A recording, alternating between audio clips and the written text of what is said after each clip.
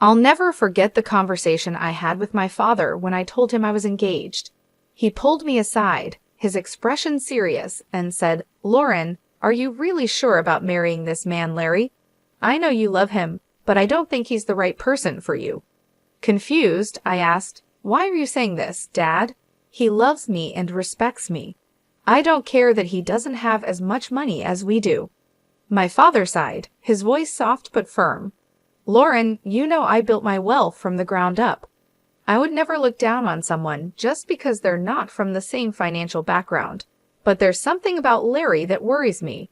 He's a bit of a shady character, and his mother is no better." I was taken aback. "What do you mean, Dad? I don't understand." He hesitated, then said, "Maybe it's just a father's instinct, but I don't believe this man truly loves you. Yes, he's affectionate, but I've heard him talk about how rich you are. I overheard him bragging to his friends, saying he had bagged the rich brat. And Linda, she just laughed and agreed with him." I felt a pang in my heart, trying to defend Larry. "You must be mistaken, Dad. Larry would never say those things about me, and Linda cares about me too. She would definitely scold him if he ever joked like that." But deep down, I wondered if there was some truth in my father's words. Sometimes I wish I had listened to him. At the time, I was just a naive girl in love, desperate to hold on to something after losing my mother 3 years before. My dad was ill, and I knew he didn't have much time left. I clung to Larry and Linda because they gave me a sense of purpose, a reason to keep going. My father had built a comfortable life for us through hard work and smart investments. I had a decent job and earned a moderate salary, so overall, we were doing well. Larry and Linda, on the other hand, didn't have as much. Larry made more money than I did, but he came from a modest background. His job didn't bring in the kind of money that could make someone rich, and I could tell that bothered him. He and Linda liked fancy and expensive things, and Larry often complained about not having enough money to buy them. I was always eager to help them out with the little allowance my father gave me. I even let Larry and Linda move into my house after we got married, but instead of being grateful, they seemed dissatisfied. They would say things like, "It's such a shame you live in a small house. Your dad lives in a mansion, so why did you buy such a tiny townhouse?" Looking back, I realize how much I overlooked because I wanted so badly to make things work. I ignored the little red flags and convinced myself that everything would be okay. But in the end, I wish I had trusted my father's instincts. I don't make a lot of money. Larry's dad lives in a mansion because he's wealthy, but I'm just a regular office worker with a modest salary. Buying this house was a real challenge for me, and I was only able to manage it because my dad helped with the down payment. Larry, however, wasn't impressed. He said, "Well, if your dad helped you out, he should have gotten you a better place. I'm sure your mom left him something to give you when you got older." I tried to explain, "I'm not entitled to anything, Linda. Whatever my mom left behind is my dad's now. She passed away suddenly, and there was no will. Honestly, I don't mind if I don't get anything. I'm content with the way things are." Linda scoffed, "That's a ridiculous thing to say, Lauren. I would have loved to inherit a lot of money. You know what? Your dad should trade houses with us. He lives alone, so he doesn't need all that space anyway, right, Larry?" Larry nodded in agreement, adding, "Yeah, Lauren, you should ask him." I felt a surge of protectiveness and responded firmly, "Absolutely not. That house belongs to my dad, and he deserves to live comfortably as long as he's alive." Linda then remarked, "Well, he won't be alive for long now that he's sick. We could wait and compromise for a few years and see what happens. Ultimately, everything will be yours after your dad passes. You'll have plenty of money to buy a big house and more." The way Linda and Larry were already making plans to spend my inheritance was deeply unsettling. It didn't help that they frequently urged me to ask my dad for more money. We weren't struggling financially. Larry and Linda just wanted the luxurious lifestyle they imagined, even though it wasn't within our reach. Honestly, I was growing tired of their behavior. However, the real drama unfolded after my father passed away. His battle with cancer ended sooner than I had expected, leaving me devastated. I was heartbroken, but Larry and Linda offered little support. Instead, they were more concerned about the date of the will reading and showed no interest in helping with the funeral arrangements. To make matters worse, they even refused to attend the funeral, saying that my dad was no one to them. At that moment, I was overwhelmed with grief and anger. My dad's warnings kept echoing in my mind, and I couldn't help but feel suspicious of Larry and Linda. I began to doubt their intentions, wondering if they had ever truly cared about me or if they were only interested in what they could gain. I was starting to worry that Larry and Linda were only interested in my inheritance. When it came time for the reading of the will, they weren't allowed to be present, and they were furious. Larry snapped, "Why on earth aren't we allowed to be there? This is absurd. Brian was my father-in-law." Linda chimed in, equally outraged, "Yes, this is ridiculous. We're family, and we have every right to know what Brian left behind. At the very least, my son should be allowed to be there." I tried to keep calm and explained, "Your son isn't mentioned in the will, Linda, so he doesn't have the right to be there. Why are you two so fixated on the inheritance? You didn't even bother to come to the funeral." It was ironic how suddenly my dad mattered to them when it came to the possibility of getting some money. I was really annoyed with both Linda and Larry, but what made things worse was how relentless they were. As soon as I got back from the will reading, they pounced on me, eager for details. They weren't allowed to see the will themselves, and that only made them more persistent.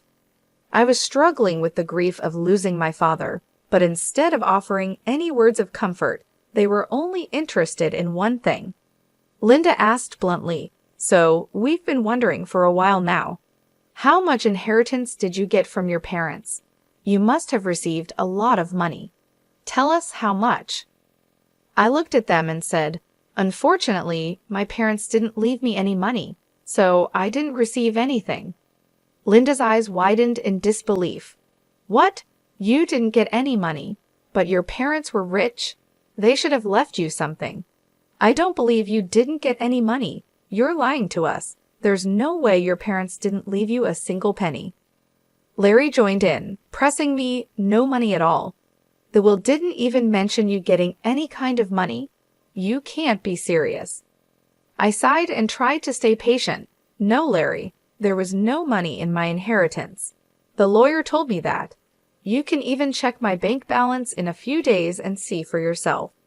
"But what about all their wealth?" Linda asked, her voice edged with frustration. "You're their only child. Who's going to get everything they had?" I shook my head and said, "I don't know about that, Linda. The lawyer just told me I didn't get any money, and honestly, that's okay with me. It was my parents' money, and it's up to them who they chose to leave it to." Linda looked furious and blurted out, "That's ridiculous. You need to fight for that money. It should be yours." "There is no money, Larry," I repeated firmly. They didn't have much left in the end, and whatever was left, they gave to charity. They had been planning this for a while. Larry and Linda looked completely taken aback, anger simmering just below the surface. I couldn't understand why they were so upset. I almost gave in and told them everything, but something held me back. There was a growing doubt in my mind that my husband and mother-in-law were up to something that wasn't in my best interest. I decided to wait and see how they would react, but they didn't let up. Larry and Linda kept pressuring me for more information, as if they didn't believe what I had told them.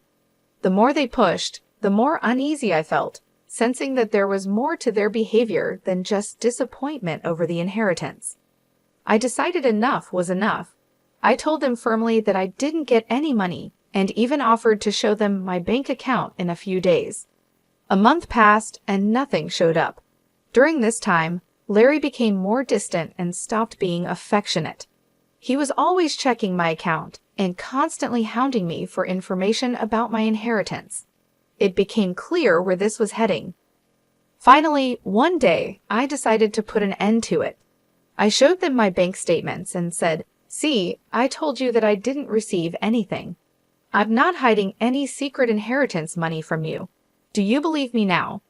Larry looked at the statements and said, "Wow, our years of hard work just went down the drain then. So her parents weren't rich, and she didn't even get $3,500 in the will. This is ridiculous. I can't believe this." Linda echoed his sentiment. "I can't believe this either, Larry. I stayed in this marriage for nothing. I married Lauren for nothing. It was all a waste of time." Feeling hurt and confused, I asked, "What the hell does that mean, Larry? Why are you talking like this?" Linda answered for him. "Why do you think he's saying these things, Lauren? Who the hell would marry you without thinking about the money? My son simply married you so that we could rely on your inheritance. Now I see that you didn't even get a penny. I can't believe I wasted 3 freaking years on a useless girl like you. I could have done so much better." I was stunned to hear them speak that way about me. I finally realized that Larry married me for money. My parents were right about him, and his mom, they were gold diggers. I was so done with my husband and mother-in-law. I was breaking inside, but what they said next turned me to stone. Linda looked at Larry solemnly and said, "What's done is done, Larry. But now it's time for you to divorce Lauren. There is no reason for you to stay with her anymore. You will have time to find a new rich wife. This time, we will make sure she actually has some money to her name." I was in disbelief. "Are you freaking kidding me, Linda? You're asking Larry to divorce me over money. Larry, are you going to listen to her?" Larry didn't hesitate. "Of course, I would listen to her, Lauren. I married you so that my mom and I could have a comfortable life. We grew up poor, and I didn't even go to college. I had no way of earning a lot of money." I was horrified. "So you pretended to love me and tricked me into marrying you. You thought my parents would give me lots of money." Larry nodded, and I felt my heart shatter. "Yes, Lauren. I thought your parents would leave you a lot of money, but now I see that they didn't. It was all for nothing." With those words, everything became clear. My parents were right all along. Larry and Linda were only interested in my inheritance, and now that it was gone, they had no use for me. I knew I had to leave them and start a new life, free from their greed and deception. I was willing to share everything with Larry, believing that our marriage was built on love and trust. But when he spoke, I realized how wrong I was. "Yes, that's what I thought too," he said coldly. "It was the only way I could give my mom the life she always wanted. But now I see that my efforts were pointless. Mom's right, I need to divorce you and keep looking." His words hit me like a ton of bricks. The casual, almost indifferent way he talked about ending our marriage made me question my own sanity. How could he be so detached, so unfeeling?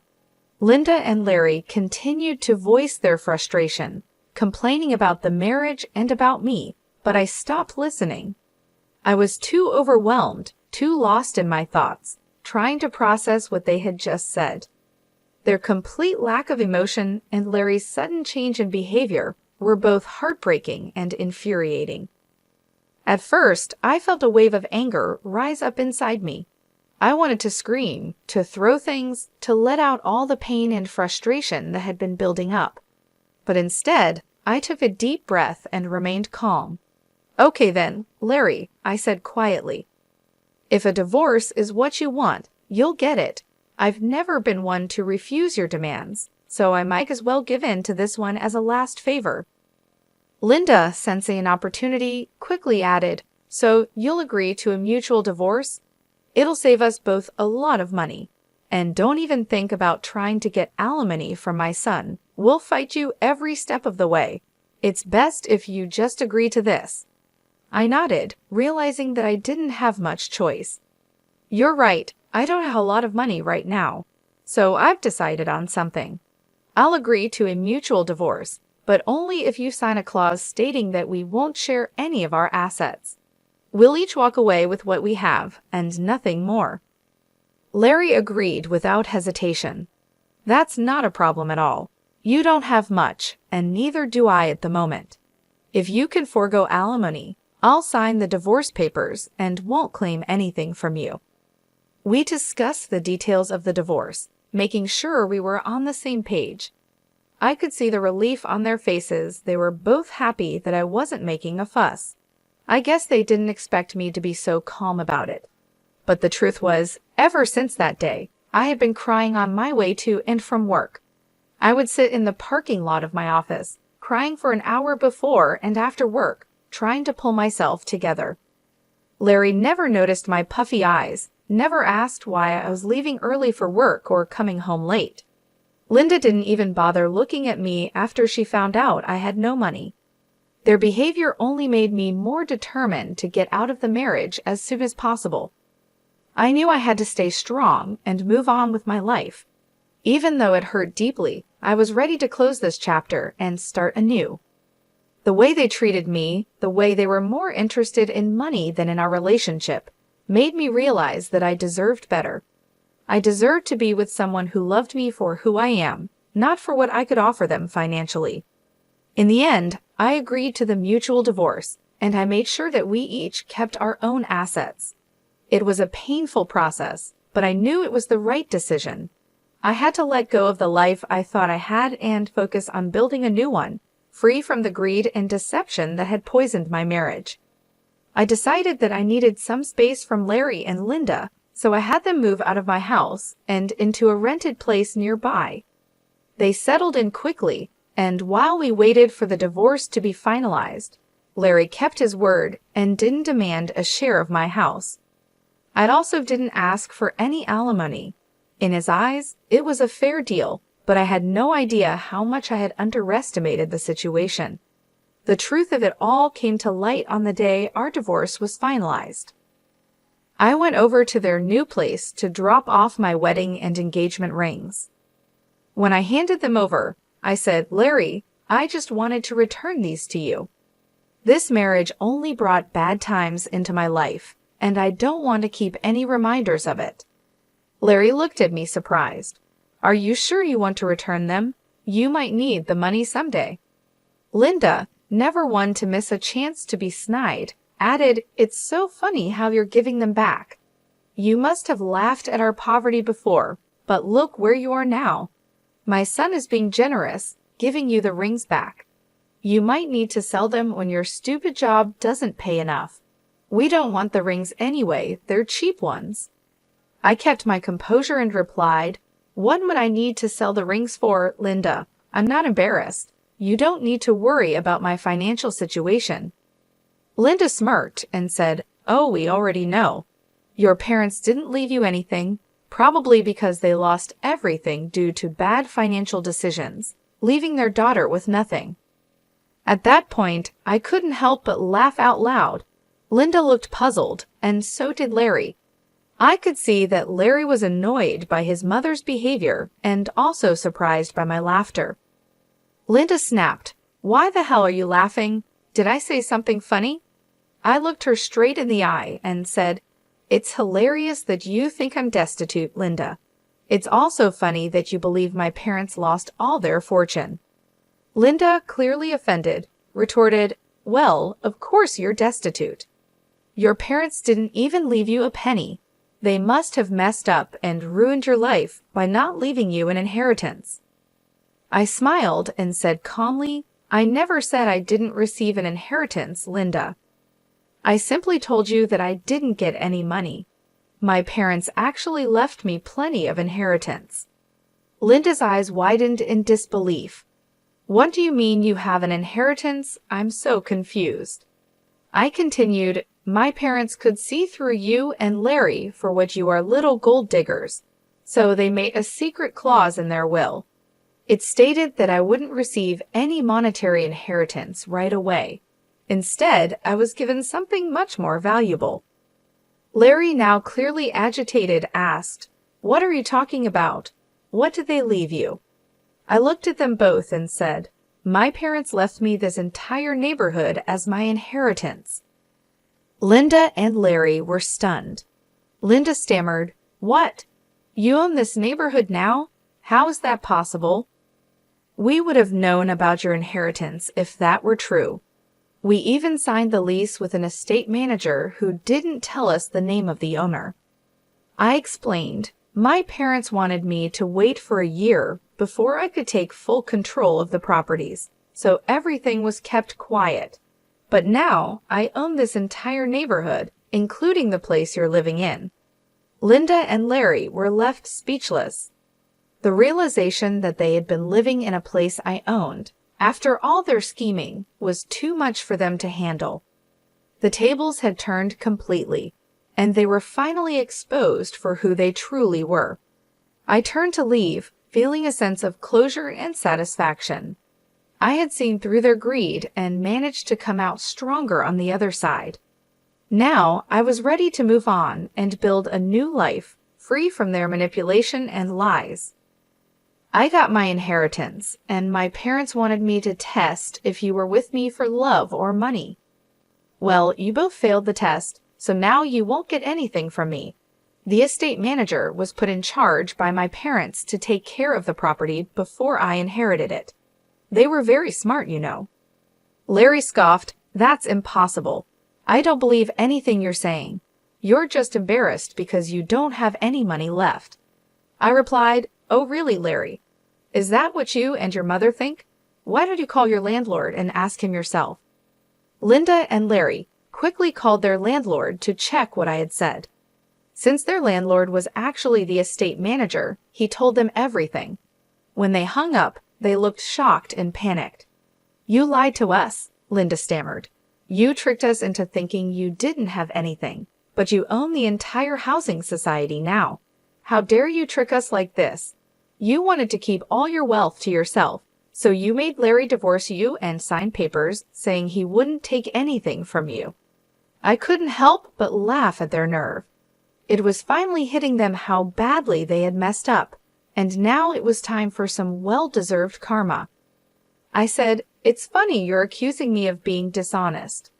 Larry, you tricked me into marrying you by pretending you loved me. And Linda, you helped him with this plan, and even told him to divorce me. If anyone here was scamming, it was the two of you. As for my inheritance, you asked how much money I got, and I answered truthfully. This was all a misunderstanding on your part." Linda tried to reason with me. "What's done is in the past. Why don't we try again? We did spend 5 years together, and it would be a shame to throw it all away." I shook my head and said, "So now you want me back in your life? Funny how you were so eager to start fresh with a new girl. I hear you're already seeing someone rich. Don't worry, I'll let her know what a snake you are, Larry." Larry and Linda started begging me not to ruin his new relationship. Larry pleaded, saying that if I wasn't willing to give him another chance, I shouldn't mess up his future. I told him to get lost and also informed them that I would kick them out once the property was officially mine. They panicked and started begging even more. In the weeks that followed, Linda and Larry kept coming to my house, pleading for forgiveness. They already had an eviction on their record, so it was unlikely anyone else would rent to them.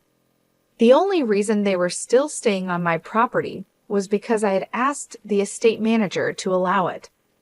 I also contacted Larry's new girlfriend and told her everything. She was horrified by what Larry and Linda had done and broke up with him immediately. She even showed me the text messages as proof. After this mess, Larry and Linda came over, yelling at me and calling me names. I quickly called the police and had them removed from my property. Once the property was officially in my name, I kicked them out very quickly. They didn't expect me to follow through with my threat. When they showed up again, I called the police, who gave them a stern warning. I also filed for a restraining order. It turned out that the whole town knew about what had happened. Larry and Linda were shunned by their friends and had to leave the city to start over somewhere else. Meanwhile, I'm enjoying my new wealth and finally free from those gold-digging leeches.